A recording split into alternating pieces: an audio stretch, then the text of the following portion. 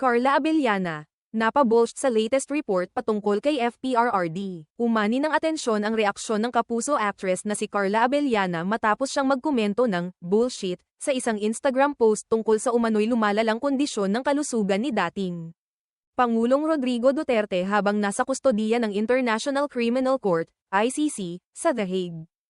Ayon sa abogado ni Duterte na si Attorney Nicholas Kaufman, hindi na raw kayang dumalo ng dating Pangulo sa mga pagdinig dahil sa impaired memory at kawalan ng kakayahang makaalala ng bagong impormasyon. Batay sa mga isinagawang pagsusuri, wala na umano siyang sapat na mental capacity para maunawaan ang kaso o makipagtulungan sa kanyang mga abogado. Dahil dito, humiling ang kampo ni Duterte sa ICC na ipagpaliban ng walang takdang petsa ang paglilitis. Maraming netizen ang nagbigay ng kanya-kanyang opinyon.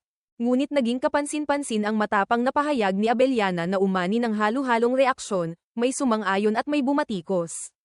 Hindi pa nagbibigay ng follow-up na paliwanag si Abellana. At wala ring tugon mula sa panig ni Duterte.